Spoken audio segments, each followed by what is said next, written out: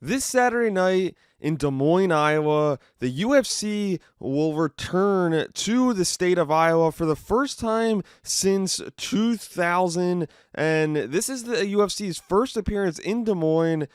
And this is an incredible main card here for this fight night because at the top you have Cory Sandhagen, former title challenger, taking on former two-time undisputed flyweight champion at Deiveson Figueiredo, and in the co-main event, it's Bo Nickal taking on number 13 ranked Reinier de Ritter.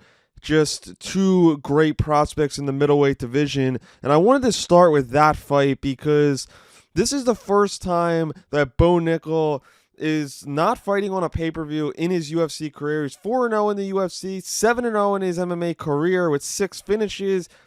In his last fight back in November at MSG, he beat Paul Craig, and a lot of talk was made of this one because this was a different version of Bo Nickal than we're used to seeing. Nickal didn't attempt a takedown in this fight. He purely just had a striking matchup with Paul Craig, which we didn't really expect to see, and we didn't know that Bo Nickal could do that. I think Bo Nickal's striking has improved every fight, but even myself, I didn't expect him to not even attempt a takedown. And he got a lot of pushback on this win because of just the lack of enthusiasm, and kind of it just was a slower paced fight for Bo Nickal's liking and what he normally shows. But I saw a lot of growth in his performance, and growth with the way he can beat opponents, and that he can do it in multiple different ways now. And I thought it was impressive because Paul Craig is a guy who has legit knockout power. Although he has failed to find his winning ways as of late, he still is a talented fighter. And now he's fighting Reinier de Ritter, who is a former two-time one champion,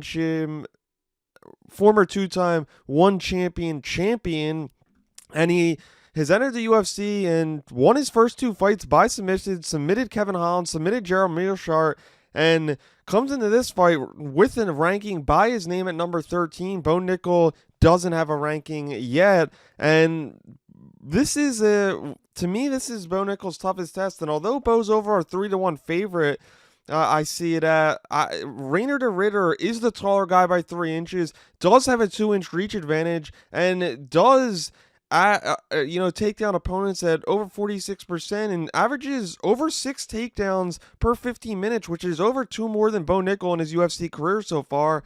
And he has shown that he is an incredible finisher, and I think he's going to give Bo some difficulty here. And Bo is the smaller fighter. I think the difference in this fight actually might be the striking, as I previously mentioned with Bo. I don't expect it to be a primary striking matchup, but I think if Bo can display good takedown defense and keep the fight on the feet for a little bit while mixing in his own offense on the ground, I think Bo Nickal will get the victory here. And I think if he could beat de Ritter, I think he will see a number by his name come Tuesday morning. And yeah, I think this fight could be the best fight of the card. Just an incredible one between 2 great wrestlers and 2 highly accomplished fighters in their own right. Let's move on though to the main event. It's Cory Sandhagen, as I mentioned, taking on Deiveson Figueiredo, and Figueiredo is coming off of a loss. So is Cory Sandhagen, who lost to Umar Nurmagomedov back in August. Figueiredo lost to Petr Yan back in November, but he won his first 3 fights at 135 pounds before that. And Cory Sandhagen also, as I mentioned, is coming off of a loss and also won 3 of 4.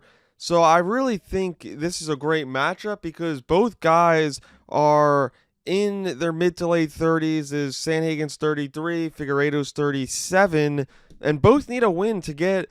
They're both top 5 fighters right now, but to get a title shot, they need a big victory. And I think Figueiredo just needs this one more because he's 37 years old, and if he suffers 2 defeats, I think his dream of being a 2 division champion might be over for now, and it's the odds tell you it all. Sandhagen's a minus 600 favorite here, and that's just, to me, because it's just a mismatch on paper. And although Figueiredo is a really good grappler, does have the advantages on the ground, he's 6 inches smaller. He does kind of close in that gap as he has a 2-inch disadvantage in reach. But I just think it's going to be hard for Figueiredo to get Sandhagen to the ground because he's such a much taller fighter. And on the feet, I mean, Sandhagen averages over 5 significant strikes per minute, and it's over 2 more than Figueiredo. And I think that's the difference. I think Sandhagen is just going to pick apart Figueiredo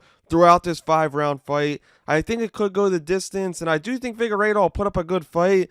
But I just have I have Sandhagen winning this fight and beating Figueiredo and adding another former champion to his resume and giving him a win necessary to call for a title shot in the future, because the winner of this fight could put themselves in position for an opportunity against the champion Merab Dvalishvili coming up in 2025. But overall, a great main event, a great co-main event. Who do you guys got? Do you have Figueiredo winning? Do you have Sandhagen? Do you have Bo Nickal continuing his winning streak? Or do you have Reinier de Ridder taking down the top prospect? Comment down below what you guys think will happen. Thanks everybody for watching. Please hit that subscribe button, and I'll see you next time.